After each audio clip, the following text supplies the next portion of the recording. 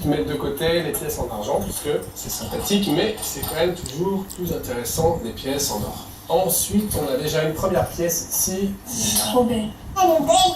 Mais j'aurais jamais cru qu'elle était en or, ouais. Elle vient d'où cette pièce? Chez mon papa. D'accord. Ça, c'est une pièce qui a été frappée exactement en 1915. Jusqu'en 1914, le système monétaire est basé sur la valeur de l'or. Donc on parle de monnaie or. Depuis les temps anciens, les hommes ont compté et échangé leurs biens. Et la monnaie, avant de se présenter sous la forme de pièces, a pris différents aspects. D'abord, c'est avec des matières naturelles, comme les pierres, l'ambre ou encore le poivre, que l'on échangeait les biens. Le mot salaire nous vient d'ailleurs du sel qui servait à l'époque à payer les légionnaires romains. La monnaie prend ensuite l'aspect de produits agricoles ou de la cueillette. Le bétail servait alors de monnaie d'échange, mais aussi les grains de blé ou les graines de cacao.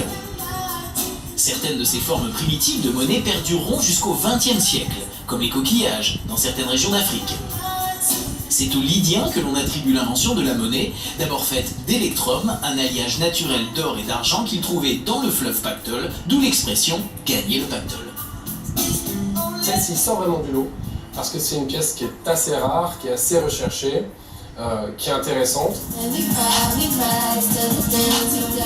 Après, elle a quand même une particularité, c'est qu'elle est très fine. C'est dingue, elle est Comme on peut très le voir. très fine. Elle doit être très fragile en fait. Elle est fragile, on peut presque la plier si on forme, donc il faut faire attention. Parce que les amateurs vont être sensibles à chaque petite égratignure. Les pièces les plus recherchées sont dites fleurs de coin, c'est-à-dire qu'elles n'ont subi aucune usure, aucune égratignure. On peut trouver des pièces fleurs de coin qui ont 400, 600 ans. Ce sont les pièces qui sont les plus recherchées. Fleur de coin donc, c'est pas de la confiture. Non. C'était bien qu'on en parle. Le coin, en fait, c'est ce qu'on utilise pour faire une pièce. Donc fleur de coin, c'est-à-dire qu'elle est sortie du coin, Ouais, et c'est tout. Elle n'a subi aucune usure. Concernant les autres pièces, elles se sont toutes semblables. Alors nous, là, on est face à beaucoup de pièces européennes, allemandes, hongroises, anglaises, mais il y en a une qui sort vraiment du lot, c'est celle-ci. Alors, elles ne sont pas forcément du lot pour sa valeur. Je vais vous laisser la regarder et dites-moi ce que vous voyez. Les sigles... Regardez bien la date. Elle est pas là la date là, c'est pas les chiffres qu'on voit là. Hein. Merci Watson. Je te confie la précieuse loupe. Ah, 1794, non? Les chiffres sont inversés en fait. On parle souvent de chiffres arabes. Bah oui, mais c'est ce dont on se sert. Voilà, mais en réalité, la manière d'écrire les chiffres arabes actuels en Occident n'est plus la même qu'à l'origine. Donc dans les pays de culture arabe, de langue arabe, on a conservé une graphie différente de celle qu'on utilise en France. Donc là, ce sont des chiffres arabes, mais version originale. Donc c'est l'Afrique du Nord. Alors pas tout à fait, mais on est vraiment tout près, puisqu'on a là un lion passant. Ce lion-là, c'est le symbole de l'Iran, anciennement la Perse. Donc le 1, c'est bien un 1. Ensuite, ce que tu disais comme étant un Oui, 7, un 7 inversé. un 7 inversé, en fait, c'est un 3.